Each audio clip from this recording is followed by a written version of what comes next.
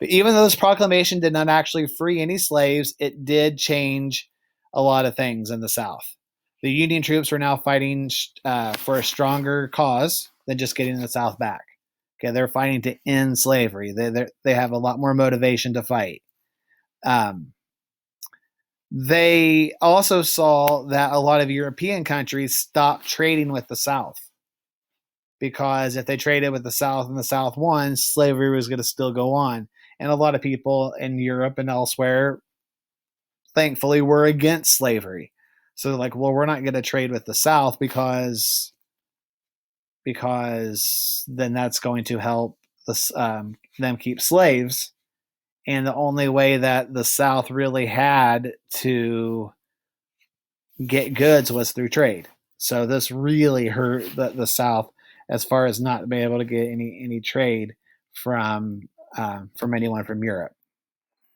Also, many slaves in the South started working at a slower pace.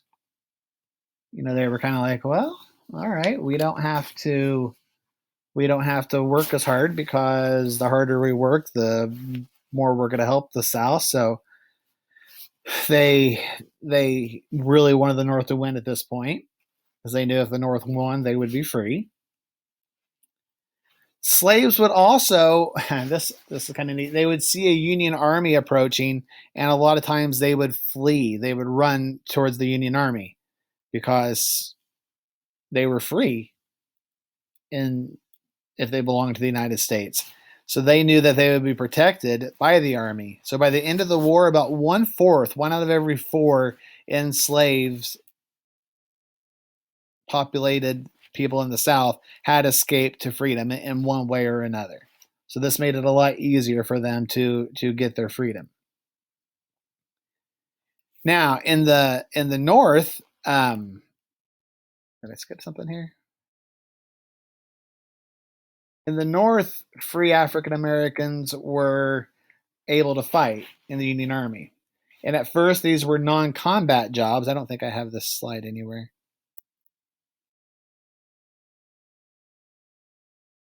Yeah, close. Okay, at first they were non-combat jobs, but as time went on, they were able to fight on the front line. At the start of the war, the black soldiers were only allowed to get paid half of what the white soldier did, but as time went on, the war went on, they were able to get full pay. Now, back to the slide. The most famous of the African American units was the 54th Massachusetts Regiment.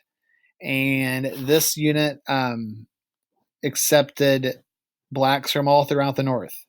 And they fought hard, they were successful, they had a lot of pride, they really were working hard. And in July of 1863, they were in a battle in South Carolina. And they faced a lot of fire during this battle, and they were obviously going to lose. But they did not stop trying. They kept fighting. Even though they knew that they didn't have much of a chance, they fought on, they fought hard, and they did not win. They lost, and they lost a lot. Nearly almost half of their whole regiment was killed, but their heroic efforts were not forgotten.